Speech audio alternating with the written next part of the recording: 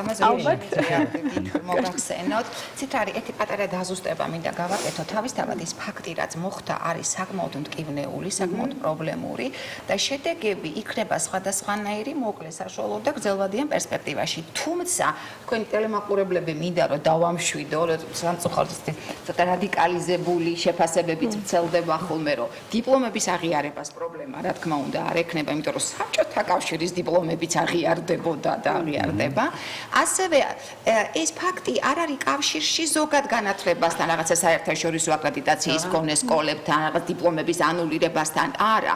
ანუ ასეთი აპოკალიფსური სურათი არ არის, თუმცა თავისთავად რა ზიანიც უკვე მოგვადგა და რა ზიანიც გრძელვადიან პერსპექტივაში მოგვადგება თუ სასწრაფოდ ეს პრობლემა არ იქნება მოგვარებული, არის საკმაოდ ესეთი დიდი რა და ზედმეტი სკანდალი ვთქვათ არ გჭირდება, ხო ისედაც პრობლემურია რა თქმა უნდა. რა შეიძლება ძალიან საინტერესოა რა პრეტენზიები ქონდა ამ ორ ევროპულ ორგანიზაციას. ერთ-ერთში როგორც უკვე ითქვა ჩვენ დავკარგეთ რეგისტრაციას, ნუ შეგვიჩერდა რეგისტრაცია, ხო, ასე ვთქვათ, კაზუსტიკაშიც გადავდივართ ხოლმე ამ თემაზე მსჯელობისას. რაც შეეხება მეორე ორგანიზაციას, ეს ასოციაციის წევრობაზე ლაპარაკი, გადაწყვეტილება არის მიღებული, თუმცა ჯერჯერობით ჩვენთვის ცნობილი არ არის, მაგრამ წინასწარ ვიცით, რომ არის საკმაოდ კრიტიკული შეფასება. და არის ორი ძირითადი პრობლემა, რომელიც გამოიკვეთა და რომელიც გახდა საფუძველი ამ რეგისტრაციის შეჩერების. პირველი ეს გახლავთ ხარისხის ცენტრის დამოუკიდებლობა სახელმწიფო სტრუქტურებისგან.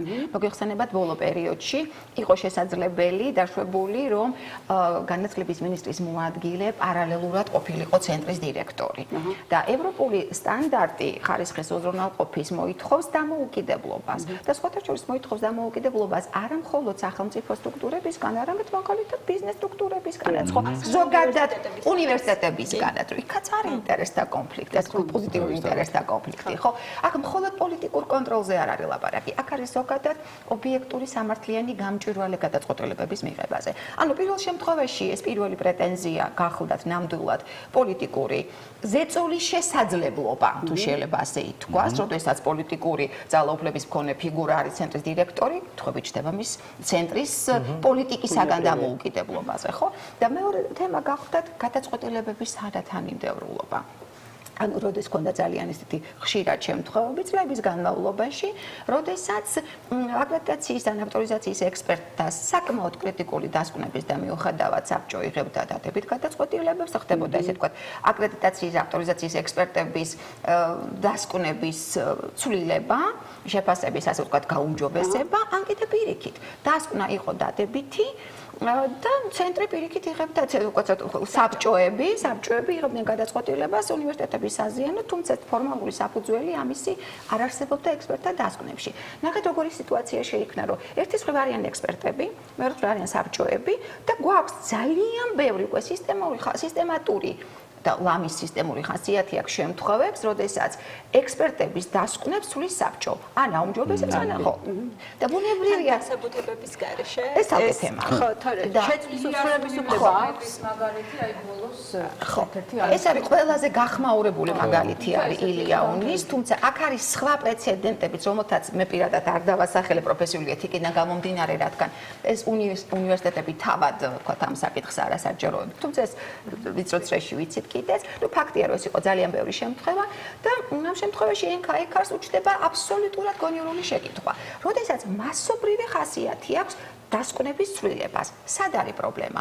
ან ექსპერტები არ არიან კვალიფიციურები, ან საბჭოს გადაწყვეტილებებში უნდა შევიტანოთ ეჭვი, ხო? იმიტომ რომ რომელიღაცა რგოლს ეშლება და რახან რომელიღაცა რგოლი არა ვთქვათ არასაკმარისად, არასათანადოდ, არაჯეროვნად მუშაობს, ხო? ესე იგი სისტემას აქვს პრობლემა.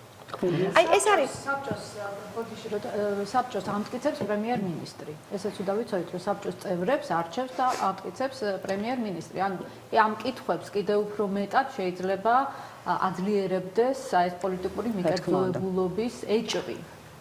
ну კონივრულია თუ როგორც სამართლის სპეციალისტები ეძახიან ხოლმე და შესაბამისად რა შეიძლება პრობლემის მოგვარებას პრობლემა რა თქმა უნდა მოგვარებადია პრობლემის შესახებ განათლების ხარისხის ცენტრმა სამინისტრომაც ექსპერტებმაც ან ზოგადად განათლების სფეროს წარმომადგენლებმა ვიცი ძალიან დიდი ხანია ჯერ კიდევ როდესაც მოგვენიჭა ეს ორი ძალიან მნიშვნელოვანი სტატუსი მაშინაც ჰქონდა გასაუმჯობესებელი მხარე ხო და მაშინ ახლა საკოორდინაციო საბჭო შეიქმნა და მაშინ გარკვეული ზომები იქნა მიღებული თუმცა როგორც ჩანს მაინც არ არსებობდა თქვა საკმარისი საჯაროობა არ არსებობდა საკმარისი ზეწოლა თქვა გადაწყვეტილების მიღება პოლიტიკურ წრეებზე რომ ეს პრობლემა რაც ვიცოდით რომ ჩანასახის სახით მაგრამ მაინც არსებობდა ცენტრის მაშინ როდესაც ცენტრმა სტატუსი მოიპოვა, ну გაღრმავდა და მივედით თქვა აი ამ კრიზისულ ვითარებამდე. პრობლემა მოგვარებადია, როგორც ვიცით, გარკვეული საკანონმდებლო ცვლილებები უკვე განხორციელებულია ხარისხის ცენტრი აპირებს რომ გაასაჩივროს ეს გადაწყვეტილება და